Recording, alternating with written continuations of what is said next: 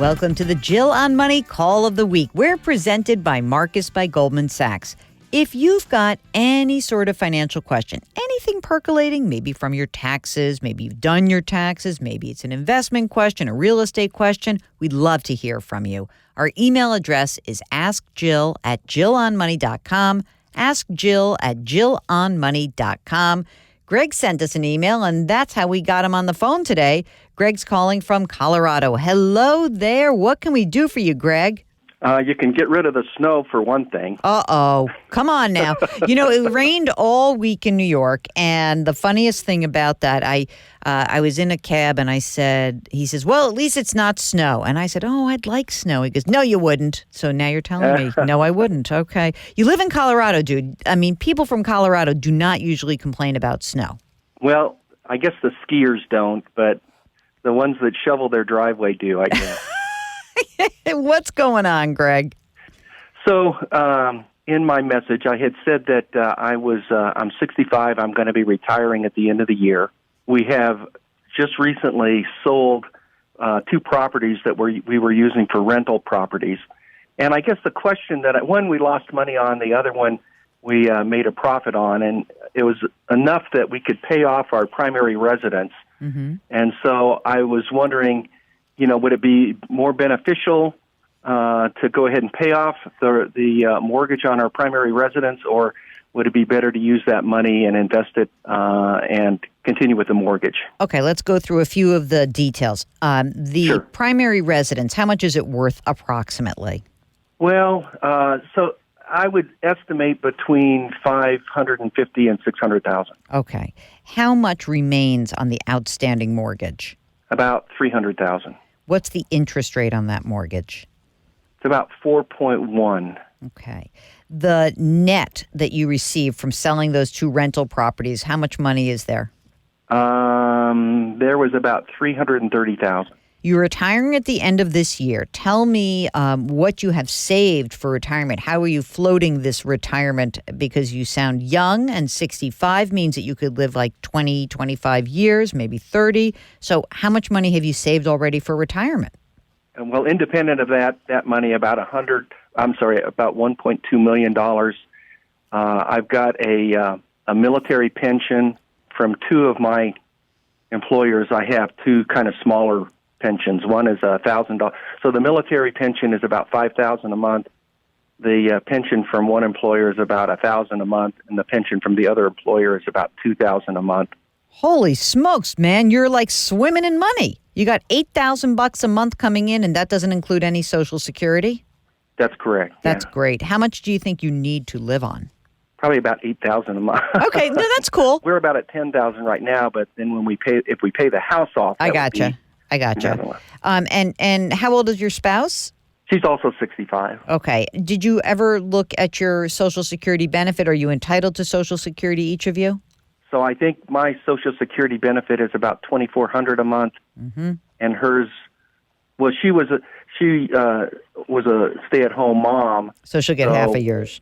She'll get half of that. Okay, but that's kind of cool because right there, you have $3,600 a month plus your $8,000. I mean, it's taxable, right? So even if you're at $10,000 a month net, you're getting pretty close here of reaching your goals. And if you had to dip into that retirement account, you certainly could. How about money outside of retirement? Do you have any cash on hand or an investment account? Yeah. So that 1.2 is including $100,000 in a money market. Mm-hmm. And then there's 2 money markets. One has $100,000 and the other has about $30,000. Okay. And then the rest is combination of IRA and just brokerage account. Okay. And the brokerage, though, is non-retirement, right? Correct. Okay. Yeah. Okay. So the reason why I asked that question, so everyone listening understands, is that, if you had all of the money and it was all in retirement accounts, I might be less inclined for you to pay off the primary residence mortgage because we'd love for you to make sure that you have some liquidity, right? I mean, there is that you want to have money available to you. And so it doesn't mean that you shouldn't pay off this mortgage. I'm just saying that it is important as you get into retirement, because you are no longer earning income, that we have a pool of money that you can access, so that the money that you're like say taking out of your retirement account, an IRA, is going to be taxable to you. And so that's going to add to your tax burden. And so I think that there is a good case to be made to say, okay, don't pay this whole mortgage off right now, because we want you to have liquidity. How much in IRA versus brokerage? Do you know? I would say probably 700,000 is in retirement IRA. Okay, got it. Combination of IRA and 401k. Gotcha. And Okay. 403b. Good. All right. So you've got some money that's in brokerage. Look, I think that, are you going to actually stay in this house for a while? Is this the house you want to die in? Is this the kind of guy you are? Yeah, I want to die in this house. Here's what I would think of doing. I would think that if you like the idea of having some of this paid down, it's fine. I wouldn't pay it all down. When is it a 30 or a 15 year right now? 30. And when is it actually due? I would say maybe 24, 25 years. Okay. So what if we did this? What if, because you've got tons of income and you have liquidity, even though 4.1 is a pretty reasonable rate, I know it's cheaper now, but it's still a pretty reasonable rate. What if you took the net of these two properties and you took half of the money and you paid off half of this mortgage and you put the other half in the brokerage account?